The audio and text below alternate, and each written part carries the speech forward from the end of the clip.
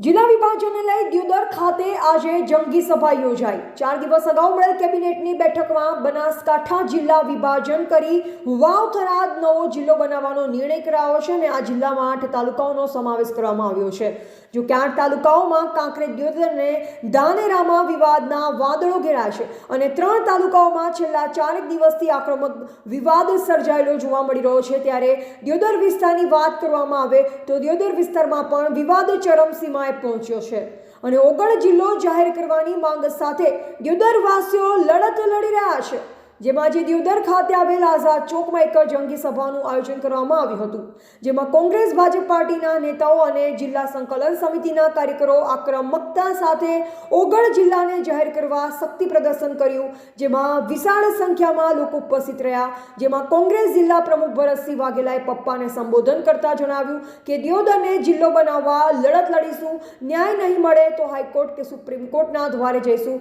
જો કે વધુમાં જણાવાયું કે જિલ્લાના વિભાજન ખૂબ મોટું રાજકારણ રમાઈ ગયું છે। ઓગળ જિલ્લાની માંગને લઈ 3 તાલુકાની સંયુક્ત સભા દિયોદર ખાતે આજે યોજાઈ, જેમાં ઓગળ જિલ્લા સમિતિના સભ્યોએ સભાને સંબોધન કરતા જણાવ્યું કે વાવ થરાદ જિલ્લો જાહેર કરવા પાછળ બિલ્ડર લોબી કામ કરી રહ્યું છે।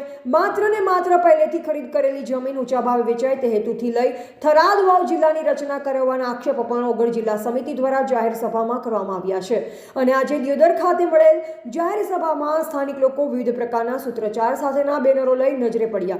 દિયોદર ખાતે યોજાયેલ જાહેર સભામાં કોંગ્રેસ, ભાજપ તેમજ વિવિધ સંગઠનોના કાર્યકરો તેમજ સ્થાનિક લોકો ખૂબ મોટી સંખ્યામાં ઉપસ્થિત રહ્યા હતા। એવા પ્રકાશ ગોસ્વામી દિયોદર સાથે પ્રતાપજી ઠાકોર। આજે ઓગળ જિલ્લા સમિતિ દ્વારા બધા જ આજુબાજુના તાલુકાની જાહેર જનતા, જાહેર જે મિત્રો જોડાયેલા છે, આગેવાન મિત્રો છે, તમામ પક્ષમાંથી ભારતીય જનતા પાર્ટી હોય, કોંગ્રેસ હોય કે આપ વાળા હોય, દરેક પત્રકાર મિત્રો સાથે આપ જાતે નહીં આવ્યા છો કે સૌ ખર્ચે આજે મારી દ્રષ્ટિએ હજારોની સંખ્યાની મેદનીએ જ્યારે ગુજરાત સરકારના સંવેદનશીલ મુખ્યમંત્રી શ્રી સમક્ષ અમારી વાત પહોંચતી થાય, આજે જે અમારા ઓગળ જિલ્લા સામે અન્યાય થઈ રહ્યો છે એના માટે લડવા માટેની પણ અમારી તૈયારી છે। અમારી સરકાર સામે ના લડવું પડે એટલે માટે કરીને અમે નમ્ર વિનંતી કરી છે કે અમારા ભારતીય જનતા પાર્ટીનું નેતૃત્વ હોય કે ઓગળ જિલ્લા સમિતિ હોય કે જે અમારી સમિતિ છે એમને અમૂલ્ય આપણો સમય આપી અને અમારી વાત સાંભળવા માટે ખાસ નમ્ર વિનંતી કરું છું। અને આગામી સમયની અંદર જો મારી વાત સરકાર નહીં સાંભળે તો જાહેર સ્ટેજ ઉપરથી પણ મેં કીધું છે કે જો અમારી સંકલન સમિતિ મને એમ કહેશે કે આમરણ ઉપવાસ ઉપર બેસવું પડે તો હું પણ બનાસકાંઠાના જિલ્લામાંથી ઓગળ જિલ્લો બને એના માટે તૈયારી છે। તમામ મિત્રોએ સહકાર આપ્યો છે। જે વેપારી મંડળે ગઈકાલે પણ ટૂંક જ સમયની અંદર પણ આખો દિવસ બંધ પાડ્યો હતો, આજે પણ એમનો અમૂલ્ય સમય આપ્યો છે। આજુબાજુની જનતાએ જે સમય આપ્યો છે કે આપણો એક જ નારો છે, ઓગળ જિલ્લો બને અમારો, એક જ નારા છે અને સમર્થન આપી સરકારને પણ વિનંતી છે કે હજી જાગવા વિનંતી સાથે જય માતાજી, જય ગોપાલ। હાઈકોર્ટમાં પણ આપણે જવાનું છે। હાઈકોર્ટમાં પણ આપણું સૂર ના માનવામાં આપણે આવે તો આપણે સુપ્રીમ કોર્ટમાં પણ લડવું છે। એના માટે અમારી બધી જ તૈયારી છે। આપ વેપારી છો, જયંતિભાઈ જેવા, દર્શનભાઈ જેવા થોડાક વરિષ્ઠ આગેવાનો છે, થોડોક નાના કોથળો પણ ખોલજો। થોડીક જરૂર પડશે, કદાચ વધારે જરૂર નહીં પડે, બાકીની વ્યવસ્થાઓ અમે બધા કરશું, આપની સાથે છે। હાઈકોર્ટ, સુપ્રીમ કોર્ટના વકીલો રાખવાની તમામ જવાબદારી હું જાહેર મંચ ઉપરથી લઉં છું કે જેવા હાઈકોર્ટનો વકીલ રાખવો પડે, જેટલો ખર્ચો થાય તમામ ખર્ચ કરવાની તૈયારી છે, પરંતુ આપણે લડવું છે। આપણને અન્યાય થયો છે, જે કોઈ વિષય થયો હોય, જે નિર્ણય થયો હોય, માન્ય ધારાસભ્યશ્રીએ પણ પ્રયત્ન કર્યા છે। હું જે આજે મંચ ઉપરથી કોઈ કોંગ્રેસ, ભાજપ નથી કરવા માંગતો, આજે ભાજપના પણ આગેવાનો આપણા સમર્થનમાં છે, કોંગ્રેસના આગેવાનો છે, જાહેર જનતા છે, સ્વૈચ્છિક સંસ્થાઓ છે। ત્યારે દિયોદરને અન્યાય થાય એ નહીં ચલી લેવાય। ઘણા બધા આગેવાનોને, ઘણા બધા નેતાઓને એવું હોય કે દિયોદર એ ગમે તેવો નિર્ણય સહન કરી લેશે। ના, હું તો વિનંતી કરું છું કે દિયોદર તાલુકા ઉપર કોઈ અખતરા ભલાથી ના કરતા। એનો જવાબ જનતા સમય આવે ત્યારે આપશે। આંદોલન આપણે કરવું પડે અને જ્યારે આપણી માંગણી નથી સ્વીકારી તો આપણે ભાઈસાબ બાબા કરશું તો રાજ્ય સરકાર આપણી વાત નથી માનવાની। કે ભારતીય જનતા પાર્ટી હોય, કોંગ્રેસ હોય, સ્વૈચ્છિક સંસ્થા હોય, પૂરી તાકાતથી લડવું પડશે અને એને લડવા માટે આપણે સૌએ એક નક્કું બનવું પડશે। આજે આપણે એક મહાપંચાયતનો કાર્યક્રમ આપ્યો આપણે ભૂખ હડતાલ પણ કરવી પડશે, અનશન પણ કરવું પડશે. હું માનું છું કે ભારતીય જનતા પાર્ટીના આપણા ધારાસભ્યો શ્રી, પદાધિકારીઓ, સ્વૈચ્છિક સંસ્થાઓ માન્ય મુખ્યમંત્રી શ્રીને એક વખત મળે, પ્રયત્ન કરે. હજી આપણે 1% આપીએ, નહીતર મારી પાછી એક વિનંતી છે કે અમે જે સ્થિતિમાં જે છીએ ત્યાં અમને રહેવા લો. આ વાત પણ આપણે સૌએ કહેવી પડશે. અમારે થરાદ નથી જવું, આપણે પાલનપુર અનુકૂળ છે. અહીંથી રેલવેમાં પણ બેસીને આપણે જઈ શકશું. આવનારા રાજકીય ભવિષ્યની અંદર આપણા વિસ્તારને અન્યાય થયો છે. આવનારી પેઢીને આ નિર્ણય એવો બધો ઘાતક છે કે આપણે સૌએ બુદ્ધિજીવી લોકોએ ખૂબ વિચાર કરવો પડશે. આમાં બહુ મોટું રાજકારણ રમાઈ છે. ત્યારે આવો આપણે સૌ જ્ઞાતિ, જાતિ, પક્ષ, પાત ભૂલીને એક મંચ ઉપર આવીએ. અમારે આમાં કોઈ જશ લેવો નથી. સ્વૈચ્છિક સંસ્થાઓમાં દર્શનભાઈ, જયંતિભાઈ, બિન રાજકીય આગેવાનો આગળ આવે, બિન રાજકીય સંસ્થાના લોકો આનું નેતૃત્વ કરે. અમે પડદા પાછળ જે આપ સહકાર માંગશો એ સહકાર અને સાથ આપવા તૈયાર છીએ. જેમ કે એપ્રિલ ફૂલ હોય એવી રીતે એક જ દિવસે ખાલી જાહેર કરી દીધું થરાદ જિલ્લો. થરાદ પણ અમારા જિલ્લાનું વતન છે, એનાથી અમને કોઈ વિરોધ નથી.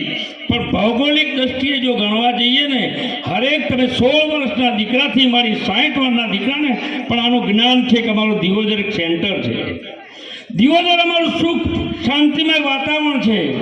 દિયોદર આજે કે તમે જે સમજો કે આજે કાંકરેજ છે, ધાનેરા છે, કે લાખણી છે, કે ભાભર છે, કે વાવ છે, બધાના માટે ભૌગોલિક દ્રષ્ટિએ મારે તો આપણા જે ભામાસા કહેવાય, જે આપણા હિન્દુઓના, હું એક મોદી સાહેબ પાસે મારો જવાબ મોકલવા માંગુ છું કે સાહેબ અહીંયા કોઈ રાજકારણની વાત નથી આવતી, પણ આપ અંદર ઉતરી અને આનું તમે જે તપાસ કરો, ભૌગોલિક રીતે તપાસ કરો કે આજે દિયોદર જે સેન્ટર છે, દિયોદરની અંદર અમારા વેપારીઓ તમે જુઓ, ટોટલ 36 કોમ અમારી શાંતિમય વાતાવરણ છે. અહીંયા આગળ અમારા જે અહીંયા આમ ગણો તો ઓગરજી મહારાજ છે, અહીંયા મિની અંબાજી મંદિર છે, અહીંયા અમારું સ્ટેટ કહેવાય છે, અમારા ગુમાનસિંહ, ગુલાબસિંહ કે અમારા માનસિંહ બાપુ છે, અમારા દિયોદરના જે નામી અનામી ઠક્કર વાણિયાઓ જે અમારા શેઠો છે, એમે જ્યારે શરૂઆતમાં માગણી કરી હતી, હું શોર્ટમાં ટૂંકમાં પતાવું છું કે જો આજનો જે નિર્ણય લેવાશે, સરકાર પાસે આ વાત પહોંચવી જોઈએ કે જો આજના નિર્ણયની અંદર મારા વગરના જિલ્લાની અમે માગણીઓ આજ કરવા કે જઈ રહ્યા છીએ અને એ અમારી સ્વીકારવામાં નહીં આવે તો અમારા વડીલો અને આગેવાનો જે કહેશે એ પ્રમાણે અમે ગાંધીનગર નહીં પણ દિલ્હી સુધી જવું છે તો અમે તૈયાર છીએ. વંદે વંદે બોલો વગરનાથ મહારાજની જય. દિયોદર એ ભૌગોલિક દ્રષ્ટિએ સેન્ટર છે. બનાસકાંઠાનો પશ્ચિમ વિભાગ અને પૂર્વ વિભાગનું જો સેન્ટર હોય તો દિયોદર છે. અને દિયોદરની આજુબાજુ તમામ તાલુકા, કાંકરેજ હોય, બિરડી હોય, બાબર હોય કે થરા હોય, તમામને મધ્ય બિંદુ તરીકે દિયોદર એટલે કે ઓગળ જિલ્લો જ પડે છે. અને જો આજે ઓગળ જિલ્લો જાહેર નહીં થાય તો વર્ષો પછી આપણા દીકરા દીકરીઓને પેઢી દર પેઢી આ નુકસાન ભોગવવું પડશે. કારણ કે એક કાંકરેજનો રાનેતા ગામનો માણસ થરાદ જશે અને ત્યાંથી જ્યારે ગાંધીનગર જવાનું તે તકલીફ પડશે ને ત્યારે અનુભવ થાય ત્યારે ખ્યાલ આવશે. એટલે આપ સૌ જાગ્યા છો અને જો આપણે સરકાર સુધી જો આપણી માગણી નહીં પહોંચાડીએ તો આપણા જે પ્રશ્નો છે એ પ્રશ્નો કોઈ સાંભળશે નહીં. આજે તમામ મિત્રોને ઉપસ્થિત, તમામ આજુબાજુના દિયોદરના હોય, કાંકરેજના હોય, બાબરના તમામ આગેવાનો ઉપસ્થિત છે. ત્યારે એક યુવાન તરીકે, એક જાગૃત નાગરિક તરીકે આપ સૌને વિનંતી કરું છું કે આ આંદોલનને આપણે સરકાર ગાંધીનગર સુધી લઈ જવું પડશે અને બધાએ પોતાનો સમય આપવો પડશે. વેપારી મિત્રોને બજાર બંધ કરાવવા માટે વિનંતી કરવી પડે છે. ખરેખર એ મને દુઃખદ ઘટના લાગી. આજે દિયોદર બજાર 100% બંધ હોવું જોઈએ.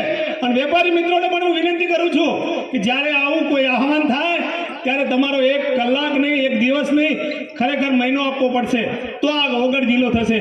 તમામને ફરી ઓગળ જિલ્લાના જે મિત્રો ભેગા થયા છે તમામને ફરી આભાર માનું છું. અને ઓગળ જિલ્લો બનવો જોઈએ એ આપણી આગાહી છે. ભારત માતા કી વંદે. ઓગળ બાપુની જય.